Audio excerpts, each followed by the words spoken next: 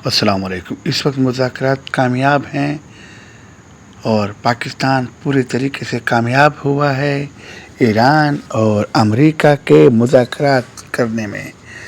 یہی وجہ ہے کہ پوری دنیا کی نگاہیں، پوری دنیا کی نظریں پاکستان کی جانب ہیں اور پاکستان کا ہلالی پرچم پوری دنیا میں دیکھا جا رہا ہے، کیونکہ تیسری جنگ عظیم کا خطرہ تھا۔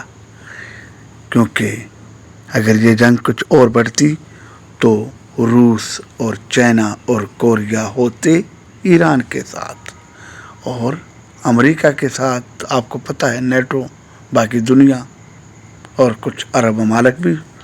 لیکن اللہ کا شکر ہے کہ اس وقت تک مذاکرات بالکل کامیاب ہو رہے ہیں۔ اور مذاکرات کیوں نہ کامیاب ہوں؟ کیونکہ پاکستان اسٹیبلشمنٹ پورے طریقے سے، پوری دیانتداری کے ساتھ کوشش کر رہی ہے کہ یہ مذاکرات کامیاب ہوں، اور کامیاب ہو کے ہی رہیں گے، کیونکہ اللہ کی مدد جو ہے پاکستان کے ساتھ۔ اور ایران نے بھی بہادری دکھائی ہے، اور ہمارا ہمسایہ ملک ہندوستان اس وقت بہت پریشان ہے۔ ہندوستانی میڈیا کے اوپر دیکھیں، مودی میڈیا یا گودی میڈیا، ان کی آپ باتیں سنیں، آپ حیران رہ جائیں گے۔ ان کی خبریں ایسی ہوتی ہیں جیسے کوئی بندر نچوا رہا ہوتا ہے ٹکٹکی پہ، ایسی خبریں ہوتی ہیں۔ اس مودی کو سانپ سونگھ گیا ہے، مودی کہیں نظر نہیں آتے، لیکن مودی کے جو بھکت ہیں وہ بس سارا دن میڈیا کے اوپر چیخ و پکار کرتے ہیں، پاکستان یہ، پاکستان وہ۔ کبھی کوئی بھکاری کہتا ہے، کوئی بھوکا کہتا ہے، کوئی ننگا کہتا ہے، لیکن یہ کوئی نہیں کہتا کہ ہندوستان خود یا انڈیا کتنا بڑا منافق تھا۔ میں عوام کی بات نہیں کہہ رہا، حکومت کی، کیونکہ مودی نے بے وقوف بنایا ہوا تھا پورے ہندوستانیوں کو۔ دوستی ایران کے ساتھ اور ساتھ اسرائیل کا، کیونکہ غداری، منافقت، مسلمانوں سے نفرت تو اس حکومت کے دل میں بھری پڑی ہے۔ اور ایسے میں اب کیوں نہ پریشان ہوں، کیونکہ مودی کو جتنا ڈنڈا ٹرمپ نے دیا، شاید ہی ٹرمپ نے کسی اور کو ایسا ڈنڈا دیا ہو۔ ایسی صورتحال میں انڈیا کا اور خاص کر مودی کا پریشان ہونا تو بنتا ہے، کیونکہ جو عزت اللہ تعالیٰ نے پاکستان کے حصے میں ڈالی ہے وہ عزت اللہ ہی دے سکتا ہے، کیونکہ اتنی بڑی طاقتیں روس، چائنا، فرانس وہ دیکھتے ہی رہ گئے، اور ان کے مابین جنگ اگر رکوائی تو پاکستان نے۔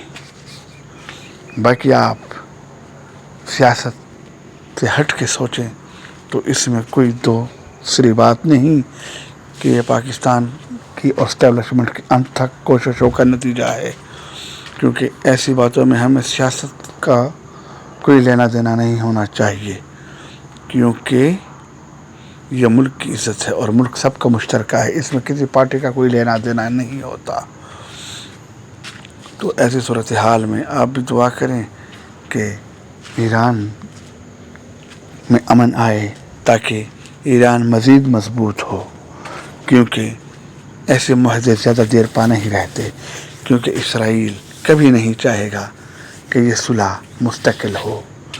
جیسے کہ پہلے آپ نے دیکھا ہوگا کہ اسرائیل نے تو قسم اٹھائی ہوئی ہے کہ امریکہ کو بے وقوف بنانا ہے اور مسلمانوں کو نشانہ بنانا ہے، مسلمانوں کو ایک ایک کر کے ختم کرنا ہے، لیکن اللہ تعالیٰ کی طاقت انشاءاللہ ضرور مسلمانوں کے ساتھ ہوگی اور ہے، کیونکہ جیت ہمیشہ حق اور سچ کی ہوتی ہے۔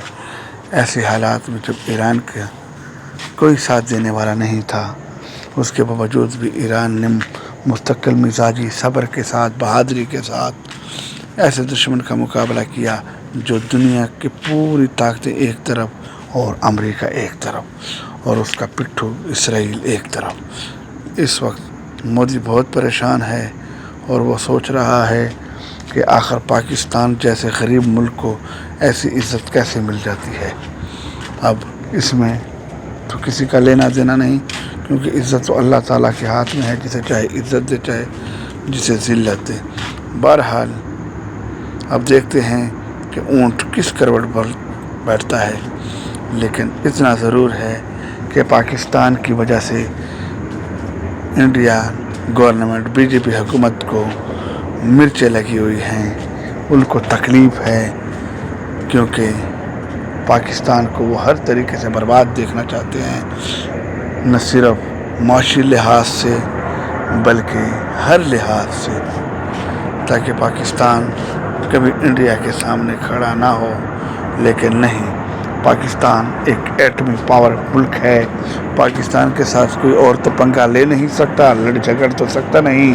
ہاں، پاکستان کو ریکویسٹ کروا کے بڑی بڑی طاقتیں اب صلح کروائیں گی، کیونکہ اس وقت پوری دنیا پاکستان کی تعریف کر رہی ہے، گورنمنٹ کی، حکومت کی پالیسیوں کی، کہ یہ صلح کروا رہی ہے۔ اگر کسی نے تعریف نہیں کی تو وہ انڈیا ہے۔ یہاں سے آپ اندازہ لگا لیں کہ جب ہم بچپن سے سنتے آ رہے ہیں کہ انڈیا نے کبھی بھی پاکستان کے وجود کو دل کے ساتھ تسلیم نہیں کیا، تو یہ وہی باتیں ہیں۔ اب آپ چینل کو ضرور سبسکرائب کریں، ویڈیو لائک کریں اور شیئر کریں۔ شکریہ۔